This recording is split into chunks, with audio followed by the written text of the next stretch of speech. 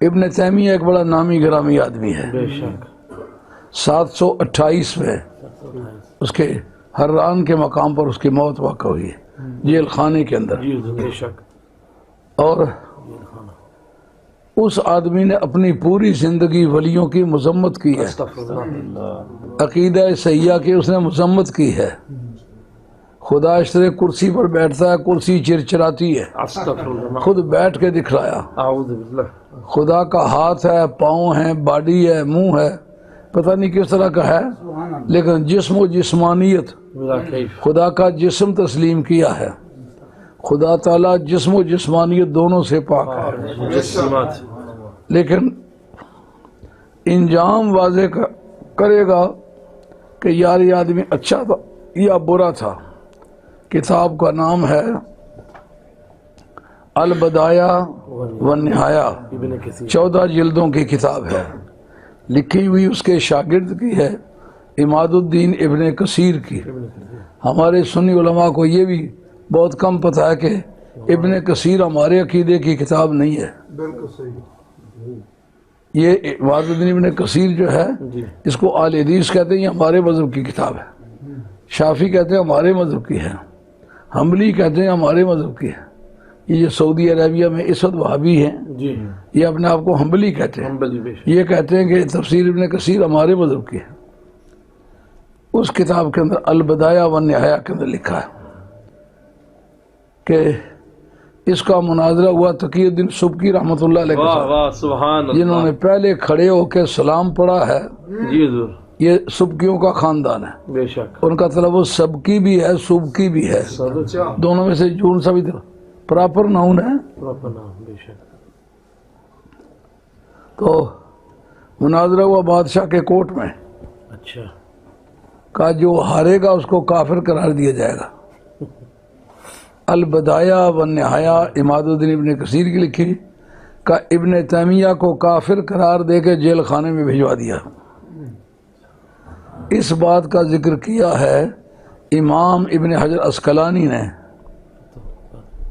अद-दुर्रुल कामिना फी रिजाले सनासमानिया 8वें सदी के जो मर्द हुए हैं उनमें इसका भी जिक्र आया। तो साहिब फतुल बारी ने कहा इसको काफिर करार दे के इसको जेल खाने में भिजवा दिया, लेकिन जो बदअकीदगी पर डटे हुए थे वो फिर भी उसको बुजुर्ग ही समझते रहे।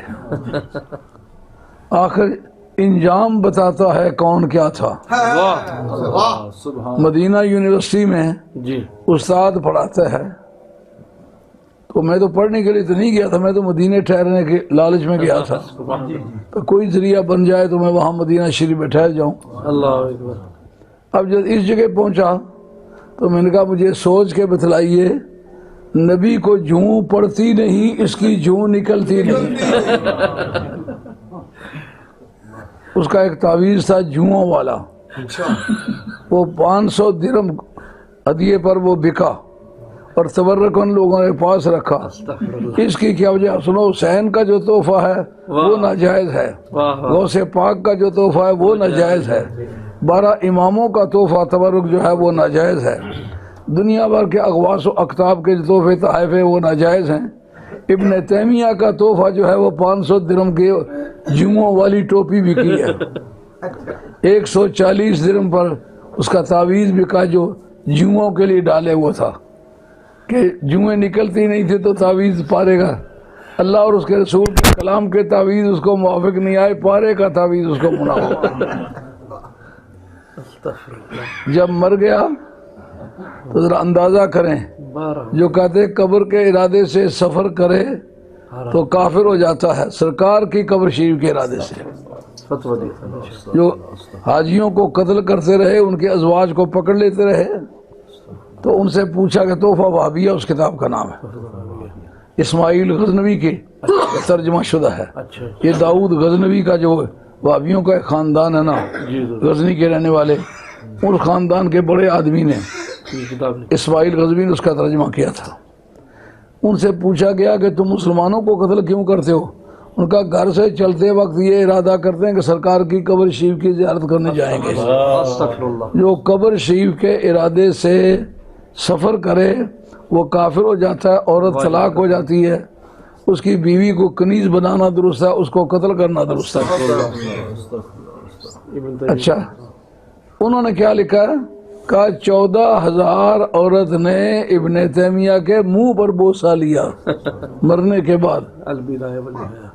बीवी अपने निकाही खामद के मुंह पर बोसा ले सकती है, इसलिए कि औरत पर इद्दत पड़ती है, वो मिन वजह फिर निकाह में है। वाह वाह, सुभान अल्लाह, सुभान अल्लाह। नबी की कब्र शरीफ के पास नहीं जाने देते हो, यहाँ 14,000 औरत। इब्न तैमिया।